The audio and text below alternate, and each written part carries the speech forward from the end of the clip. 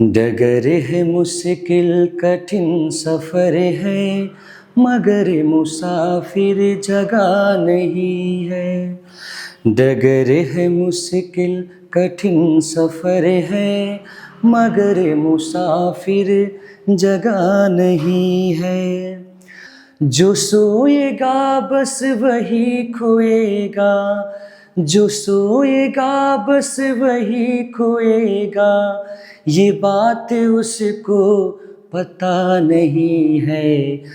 डगर है मुश्किल कठिन सफ़र है, मगर मुसाफिर जगह नहीं है। जय हिंद दोस्तों। तो कैसे हैं आप सभी? आशा करता हूँ आप सभी स्वस्थ होंगे। अभी होली का सीजन चल रहा है, आप सभी व्यस्त भी होंगे, परंतु विद्यार्थी का जीवन है अपने पढ़ाई को जो है सुचारू रूप से आगे रखना। तो पर्व हो, त्यौहार हो, कुछ भी हो, पढ़ाई तो करना ही है। और मैं आपसे ये कहने आया हूँ कि आप सभी का जो है से एग्ज़ाम जो है से बोर्ड एग्ज़ाम ख़त्म हो गया होगा। आप सभी मैट्रिक के रिजल्ट का इंतज़ार कर रहे होंगे और आज से जो है से आपका मैट्रिक का मूल्यांकन शुरू है। अप्रैल के जो है से प्रथम वीक में आपके एग्ज़ाम का रिजल्ट आने की संभावना है। तो इस बीच आप सभी क्या करेंगे? पढ़ाई तो करना है। तो मैं आपके लिए 11th क्लास का एक शानदार चैप्टर समुच्चय लेके आया हूँ, जिसमें आप सभी जानने वाले हैं कि समुच्चय क्या होते हैं, समुच्चय कितने प्रकार के होते हैं। तो आपसे आज हम इस सेशन में चर्चा करेंगे समुच्चय का, सेट का, जो काफ़ी आपको आनंद आने वाला है। तो चलिए देर ना करते हुए शुरू करता हूँ। आपसे गुजारिश है कि इस वीडियो को अंत तक देखें, तब एंजॉय कर पाइएगा, तब आपको समझ में आ पाएगा। तो मैं लिए चलता हूँ सेट्स की ओर कि समुच्चय क्या होते हैं। मैं 11th क्लास का पहला चैप्टर सेट्स की मैं आपसे बातें करने वाला हूँ। सबसे पहले बात है कि हम लोग सेट कहते किसे हैं। हमें ये जानना है कि समुच्चय किसे कहते हैं, सेट किसे कहते हैं।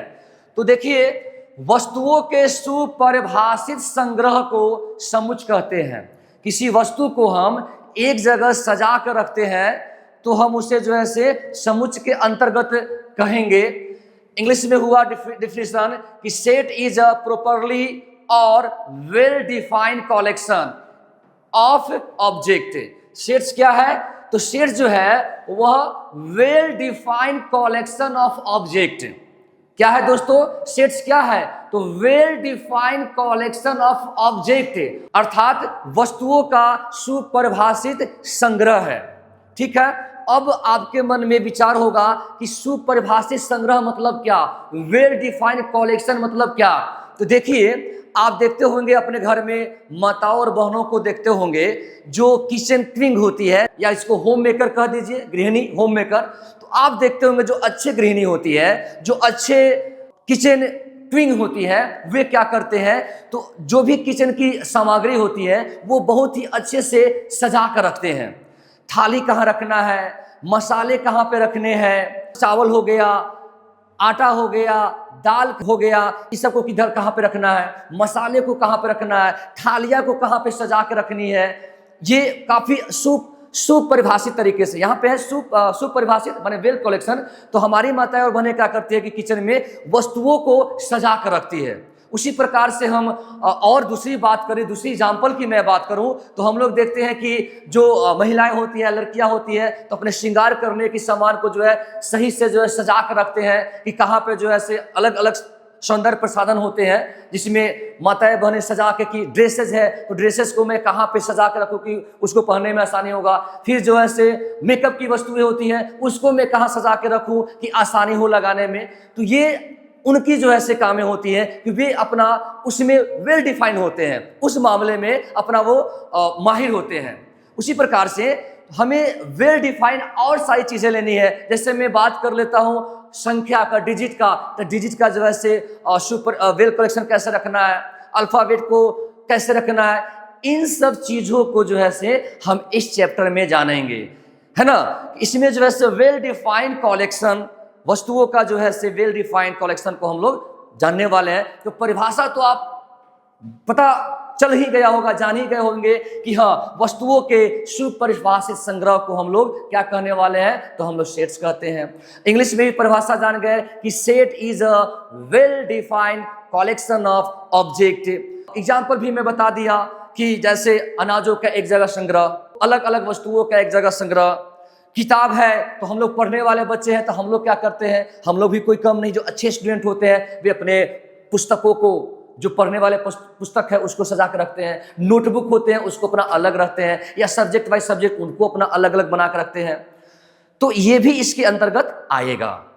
तो आप परिभाषा समझ गए होंगे, एग्जाम्पल जो मैं बोला वो समझ गए होंगे। अब आपके मन में सवाल होगा कि सेट्स कितने प्रकार के होते हैं। तो सेट्स 2 प्रकार के होते हैं। सेट जो आपके होते हैं वह 2 फॉर्म में होते हैं। एक होता है आपका रोस्टर फॉर्म, या उसको हम सारणीबद्ध फॉर्म कहते हैं। रोस्टर रूप कहिए या सारणीबद्ध रूप कहिए, इंग्लिश में इसको बोलते हैं रोस्टर फॉर्म। ठीक है। दूसरा जो होता है वह होता है समुच्चय निर्माण रूप, अर्थात सेट बिल्डर फॉर्म होता है। मैंने क्या बोला कि एक रोस्टर रूप और दूसरा सेट बिल्डर फॉर्म, यानी समुच्चय निर्माण रूप। पहला रोस्टर या सारणीबद्ध रूप, दूसरा समुच्चय निर्माण रूप। सारणीबद्ध रूप को इंग्लिश में रोस्टर रूप कहिएगा, ज्यादा फेमस है रोस्टर रूप, रोस्टर फॉर्म।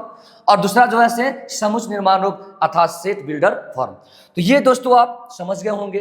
अब हम लोग बात करते हैं, कुछ उदाहरण की बात कर लेते हैं। जैसे मैं सेट में मैं कैसे रखूंगा, तो सेट्स को कभी भी जो है आप जो है ऐसे जो इसके अंदर जो इसके हम समुच्चय को, इसके अवयव को हम लोग रखते हैं। जो हम मध्यम ब्रैकेट जो देखते हैं उसी के अंदर जो है हम लोग सेट्स को जो है दर्शाते हैं, डिनोट करते हैं। और उसके अवयव को उसके अंदर, वो जो आपका ब्रैकेट है मध्यम ब्रैकेट, उसके अंदर हम लोग रखते हैं। ठीक है। यहाँ पे जैसे मैं कुछ उदाहरण में यहाँ पे दिखाना चाहूंगा कि प्राकृत संख्याओं का समुच्चय। तो प्राकृत संख्याओं का समुच्चय, मैं संख्या पर मैं एक वीडियो बनाया हूं, जो आप जो है प्लेलिस्ट में जाकर जो है देख सकते हैं। पूरे संख्या के बारे में मैं उसमें चर्चा किया हूँ, डिटेल्स में चर्चा किया हूँ। परिभाषा, उसके अंदर जो सवाल आते हैं, उन सब चीजों की, मैट्रिक की भी मैं चर्चा किया हूं। तो आपको मन होगा संख्या पर जाके वीडियो देखने का, तो आप प्लेलिस्ट में जाके देख सकते हैं। ठीक है। तो यहाँ पे n प्राकृत संख्याओं का समुच्चय। तो प्राकृत संख्या ऐसी संख्या जो 1 से लेके अनंत तक जाती है, या गिनती की संख्या को हम लोग प्राकृत संख्या कहते हैं, इंग्लिश में नेचुरल नंबर कहते हैं। तो अगर मुझे प्राकृत संख्याओं के समुच्चय को दिखाना होगा तो आपको जो है कैपिटल एन से डिनोट करना होगा। इसको जो है हम लोग क्या चीज से डिनोट करते हैं, कैपिटल एन से डिनोट करते हैं। और इसके समुच्चय को दिखाना होगा तो हम क्या करेंगे, हम मध्यम ब्रैकेट ले लेंगे, अर्थात समुच्चय को, सेट को हम इसी के अंतर्गत रहते हैं। तो ये तो दिखाएंगे कैपिटल से, लेकिन इसके अंदर वाले अवयव कहिए, या जो है एलिमेंट जिसको कहते हैं, या उसको सदस्य कहिए, इसको हम जो है दिखा देंगे 1 2 3 कहां तक, अनंत तक। तो ये आपका जो है, ये आपका जो रूप देख रहा है, ये किस रूप में हो गया, ये रोस्टर फॉर्म में हो गया, ये आपका रोस्टर फॉर्म में हो गया। तो आप ऐसे दिखा दे n = 1 2 3 4 अनंत तक। यानी आपने क्या किया कि प्राकृत संख्याओं को प्राकृत संख्या के समुच्चय को दिखा दिए। अब जो है पूर्णांक, जिसको इंटीजर बोलते हैं, और इंटीजर के बारे में आप सभी को पता होगा, जिसको कैपिटल जेड से डिनोट करते हैं। और पूर्णांक अर्थात पूर्णांक, इंटीजर, और पूर्णांक का मतलब क्या हुआ, जब हम पूर्ण संख्या में नेगेटिव संख्या को, माइनस वाले संख्या को जोड़ देते हैं तो वो बनता है पूर्णांक अर्थात इंटीजर, और उसको या तो आई या कैपिटल जेड से हम लोग दर्शाते हैं। ठीक है। क्यू, कैपिटल जो क्यू है वो परमेय संख्याओं का समुच्चय होता है। जो क्यू होता है कैपिटल, वो क्या होता है, तो वो होता है परमेय संख्याओं का समुच्चय होता है, रेशनल नंबर जिसको बोलते हैं दोस्तों। ठीक है। आर जो है वह वास्तविक संख्याओं का समुच्चय, आर अर्थात रियल नंबर, और रियल नंबर आपको पता होगा जिसमें परमेय और अपरमेय संख्याओं का समुच्चय होता है। परमेय और अपरमेय को एक जगह मिला देते हैं तो वही ना होता वास्तविक संख्या, अर्थात रियल नंबर। ओके। अब आगे जो है जेड प्लस, जेड है तो आपका जो है से पूर्णांक है, लेकिन वही जेड प्लस कर देंगे तो वो धन पूर्णांकों का समूह हो जाएगा 1 2 3 4 इसका। ठीक है, आगे बात करता हूं, क्यू प्लस की बात किया जाए तो धन परमेय संख्याओं का समुच्चय होगा। इसमें सिर्फ जो है से परमेय संख्या, वैसी संख्या जिसे p बटा q के रूप में लिखा जा सके और p और q में कोई उभयनिष्ठ गुणनखंड नहीं हो, और p और q जहां पे पूर्णांक है और q नॉट इक्वल टू 0, ये परमेय संख्या की परिभाषा होती है। तो अगर q प्लस है यानी कि सिर्फ प्लस वाला लेना है, धन लेना है, परमेय संख्या में तो प्लस माइनस सब आएगा, लेकिन धन परमेय अर्थात q प्लस। ओके, अब हम बात करता हूं धन वास्तविक संख्या की। तो वास्तविक संख्या में तो परमेय अपरमेय माइनस प्लस सब आएगा, लेकिन अगर धन वास्तविक संख्या की बात करना है तो r प्लस। ठीक है दोस्तों, तो ये आप समझ गए होंगे। अब आगे मैं बात कर लेता हूं और इसके बारे में कुछ नोट्स में लिखा हूं। क्या लिखा हूं? समुच्चय की वस्तुएं, समुच्चय की वस्तुएं हो गया, या उसे आप अवयव कह दीजिए या आप उसके सदस्य कह दीजिए, तीनों एक के बात हुआ कि आप समुच्चय की वस्तुएं या अवयव या सदस्य, ये सब पर्यायवाची है एक दूसरे के। जैसे में किसी का नाम अलग अलग नाम होते हैं, माने एक ही व्यक्ति का कई के नाम होते हैं, कोई भी बुलाइएगा आएगा वही इंसान ना, अर्थात मेरे कहने का पर्यायवाची सेम। तो आप वस्तु कहिए या फिर आप अवयव कहिए या फिर आप सदस्य कहिए। जैसे मैं मान लिया कि यहाँ पे मैं एक सीट लिया और वह सीट में उसके अंदर मैं लिख दिया 1 लिख दिया 2 लिख दिया, तो इसका मतलब क्या हुआ? इसका मतलब हुआ कि एक जो है एक इस एक का सदस्य है, या यूं कहिए एक जो है एक का एलिमेंट है, एलिमेंट अवयव है। उसी प्रकार से ये जो 2 है इस सेट का क्या है? सदस्य है या अवयव है। ठीक है, सदस्य कहिए, अवयव कहिए, या कहिए कि हाँ उस वस्तु कहिए। ठीक है, समझ गए होंगे। दूसरी बात क्या है कि समुच्चय को प्रायः अंग्रेजी वर्णमाला के बड़े अक्षरों से दिखाते हैं। जो सेट्स को दिखाना है ना, उसको कैपिटल लेटर से, अंग्रेजी वर्णमाला के बड़े अक्षर से दिखाएंगे। जैसे में हमें इस सेट्स को दिखाना है तो इसको कैपिटल ए से दिखाना पड़ेगा, या कैपिटल बी से, कोई भी एक अक्षर से कैपिटल से दिखाना होगा। ठीक है, अगला बात क्या है कि समुच्चय के अवयव, जो अंदर का जो अवयव होगा उसको अंग्रेजी वर्णमाला के छोटे अक्षरों से दिखाते हैं। जैसे ए बी सी देख रहे हैं, यहाँ पे स्मॉल है, अर्थात मान लीजिए कि मैंने यहाँ पे वाई, कैपिटल वाई एक मैंने यहाँ पे सीट लिया, और इसके अंदर के जब एलिमेंट को दिखाएंगे तो स्मॉल वाला A B C D E small दिखाएंगे। ठीक है, कुछ बातें और आप लोगों को जान लेनी चाहिए कि आपको क्वेश्चन बनाने में सहूलियत हो। कौन सी बातें हैं कि यदि ए समुच्चय ए का अवयव है तो हम कहते हैं कि ए समुच्चय ए में है। वही मैं बोला हूं कि कोई समुच्चय ए है और उसके अंदर कोई एलिमेंट है तो वह एलिमेंट कहेंगे कि वह एलिमेंट एक में है, या एक का अवयव है, या एक का वस्तु है, या एक का सदस्य है। वही बात है यहाँ पे, दूसरी बात नहीं है कि यह ए जो है समुच्चय ए में है, कहेंगे कि एलिमेंट जो है, ये एलिमेंटवा जो है ना ये इसमें है, ऐसा कहेंगे। समझ में आया कि ना? या आप कहिए कि ए में है, या कहिए कि ए का सदस्य है, या कह दीजिए कि अवयव है। मैं पहले भी बोला हूं कि आप जैसे कहिए सदस्य है कहिए, ए में है कहिए, या उसका अवयव है ऐसे कहिए, है ना। हाँ, एक और बात जानेंगे, सूचित करने के लिए क्या कीजिएगा, को सूचित करने के लिए एक हम यूनानी प्रतीक लेते हैं। ठीक है दोस्तों, इसको आप जान लीजिए। ये जो देख रहे हैं एप्सिलॉन का ये चिन्ह है, इसको एप्सिलॉन बोलते हैं, एप्सिलॉन बोलते हैं। और यह जो है एप्सिलॉन जो है, एप्सिलॉन आइए इसी प्रकार एप्सिलॉन नोट बोलेंगे, इसको करेंगे क्या बोलेंगे? एप्सिलॉन नोट बोलेंगे। ऐसे जो है सीधा ई जैसा जो आप देख रहे हैं, ई जैसा, इसको एप्सिलॉन बोलते हैं। और जब इसको क्रॉस करेंगे तो बोलेंगे एप्सिलॉन नोट, इसको बोलेंगे एप्सिलॉन, और जब कर देंगे तो एप्सिलॉन नोट बोलेंगे। ठीक है, तो जब सदस्य होगा तो बोलेंगे कि हाँ एप्सिलॉन, जैसे ऐसे बोलेंगे कि ए एप्सिलॉन ए। इसका मतलब हुआ कि यह ए जो है इसका सदस्य है। अगर वही ए एप्सिलॉन नॉट ये, इसका मतलब है कि यह जो ए है इस सेट का सदस्य नहीं है। ठीक है दोस्तों, आप बताइए कि जो मैं बता रहा हूं आपको समझ में आ रहा है कि नहीं आ रहा है। आप कमेंट बॉक्स में हमें जरूर बताइएगा कि हाँ आपको समझ में आया या आपको समझ में नहीं आया। मैं आपके आगे जो भी 11th का चैप्टर 1 चैप्टर 2 चैप्टर 3 जो भी है मैं पढ़ाने वाला हूं और शानदार रूप से समझ में आएगा। आप सिर्फ हमको फीडबैक देते रहिए कि हाँ समझ में आ रहा है कि ना। मैं और कोशिश करूंगा बेहतर सिंपल लैंग्वेज में बताने का, समझाने का। ठीक है दोस्तों, चलिए आगे हम लोग देखते हैं। आगे की बात क्या है कि वही जो मैं समझाया वही है कि यहाँ पे जो है से A epsilon A, small A epsilon A, इसका मतलब क्या हुआ कि ये जो ए एलिमेंट है वह जो है इस सेट का अवयव है, उसका जो है समुच्चय, उस समुच्चय का अवयव है, सदस्य है। उसी प्रकार से अगर बी में बी एप्सिलॉन ए, इसको बिलोंग्स टू भी बोल देते हैं, तो ये जो है बी एप्सिलॉन ए या यूं कि बी बिलोंग्स टू ए, अर्थात यह जो बी है यह ए का सदस्य है, अवयव है।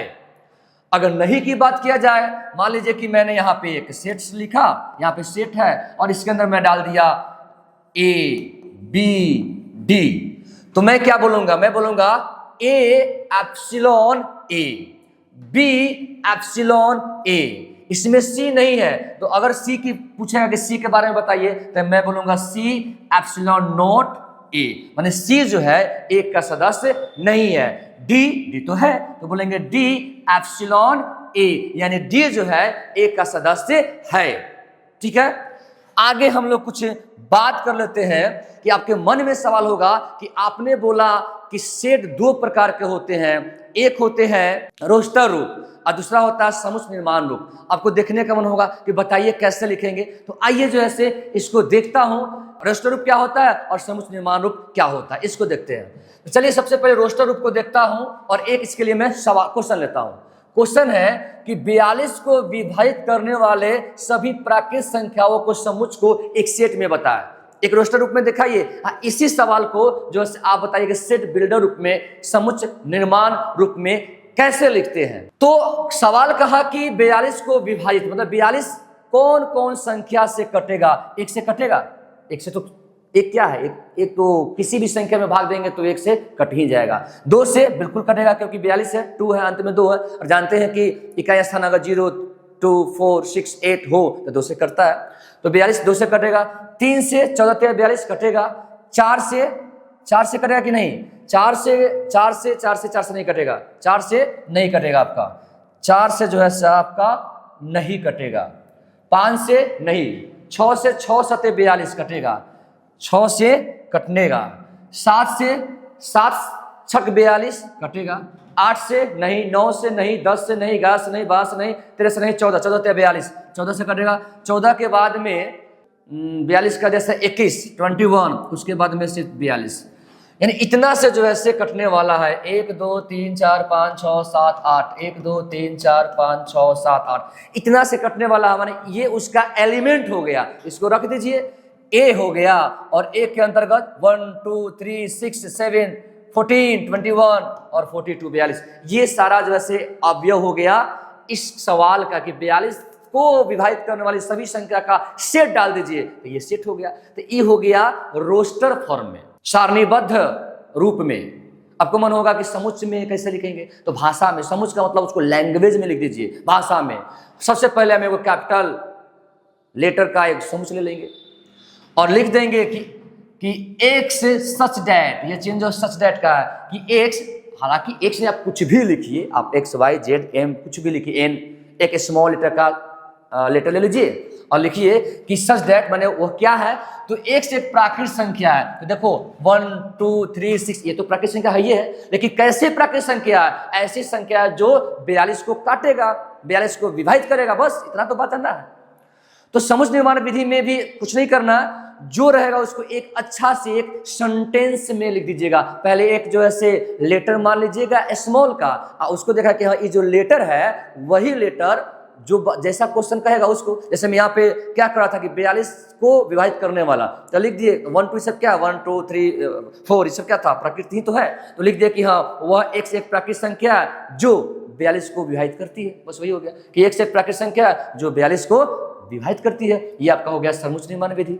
ठीक है दोस्तों, एक और एग्जाम्पल मैं दिखाता हूं कि अंग्रेजी वर्णमाला के सभी स्वरों का समुच्चय। तो अंग्रेजी वर्णमाला में 26 लेटर और उसमें जो है सिर्फ स्वर को, उसमें सिर्फ वॉवेल को, स्वर को लिखना। लिख दीजिए A-E-I-O-U। एक मैंने दूसरा एक ले लिया, बी ले लिया, आपको मन होता सी ले लो, डी ले लो, जो मन है वो ले लो। और उसके अंदर क्या करना, वॉवेल लेना है ना, तो वॉवेल A-E-I-O-U लिख दिए और उसको जो है मैं बंद कर दिया। ये हो गया आपका समुच्चय हो गया। इसी को मन है कि लिखना है समुच्चय निर्माण विधि में, तो लिख दीजिए एक सेट ले लिया कि सेट बी बराबर वाई सच दैट, माने वाई यह है कि क्या है, तो अंग्रेजी वर्णमाला के स्वर है। बस वाई क्या दिखाएगा, क्या रिप्रेजेंट करेगा, तो यह रिप्रेजेंट करेगा अंग्रेजी वर्णमाला का एक स्वर को रिप्रेजेंट करेगा। ठीक है, अब जो भी बेसिक जानकारी है लगभग खत्म है। देखिए एक नोट में लिखा हूं कि समुच्चय को रोस्टर रूप में लिखते समय किसी अवयव को समानतः दोबारा नहीं लिखते हैं। मान लीजिए कोई एक शब्द है, वर्ड है, उस वर्ड के अंतर्गत अगर बहुत सारे अक्षर है, लेटर है, तो अगर लेटर 2 बार 3 बार आएगा तो मैं रोस्टर के भीतर, रोस्टर के अंदर दोबारा मैं नहीं लिखूंगा, एक को एक ही बार लिखूंगा। वही कह रहा है कि रोस्टर फॉर्म में लिखने के समय यह ध्यान देना चाहिए कि प्रत्येक अवयव दूसरे से भिन्न भिन्न हो, आपको रिपीट नहीं करना है। अगर आएगा भी इस वर्ड में फिर भी रिपीट नहीं करना है, दूसरे से भिन्न होता है। जैसे कि स्कूल में लिया, यहाँ पे एस है, सी है, एच है, ओ दो बार आया, एक को लिखाएगा। अगर मुझे इसी स्कूल को, इस स्कूल वर्ड में जो अवयव आया है उस अवयव को आपको रोस्टर फॉर्म में लिखना होगा, तो आप क्या लिखोगे, आप लिखोगे एस लिखोगे, सी लिखोगे, एच लिखोगे, ओ नहीं लिखोगे, एक ही लिखना है बाबू। या ध्यान रखना इसमें जो है ओ 2 बार नहीं, एक बार ही लिखना, SCHO और यहाँ पे L ये लिखाएगा। ठीक है, यानी कि इस प्रकार से इसमें जो लेटर आया है उसको हम लिखेंगे, लेकिन डबल नहीं करेंगे। अगर इसमें 2 बार आएगा या हो सके 1 बार, 3 बार या 4 बार, तो उस लेटर को एक ही बार लिखना है, उसमें दोबारा नहीं लिखना है। तो आज मैंने आपको बताया कि ये जो क्लास 11th का पहला अध्याय, पहला चैप्टर का मैं बेसिक जानकारी में दे दिया। अब अगला वीडियो में हम लोग एक्सरसाइज 1.1 के अंदर जो भी सवाल आएगा उसको देखने वाले हैं। तो आप जरूर बताइएगा कि आपका ये क्लास का सेशन कैसा लगा। मुझे आपके कमेंट्स का मुझे इंतजार रहेगा कि जो मैं बता रहा हूं, समझा रहा हूं, आपको समझ में आ रहा है कि नहीं आ रहा है। तो मुझे आपके कमेंट्स का बेसब्री से इंतजार रहेगा, तब मैं आगे एक्सरसाइज में लेके आऊंगा और मैं आपको NCERT फॉलो कराने वाला हूं, जो आपको बोर्ड एग्जाम में काफी सहूलियत दे, काफी जो है बेनिफिट्स दे। ठीक है दोस्तों, तब तक के लिए मैं आप सभी को नमस्कार मेरा, जय हिंद दोस्तों। मिलते हैं अगले वीडियो में, तब तक के लिए नमस्कार, धन्यवाद।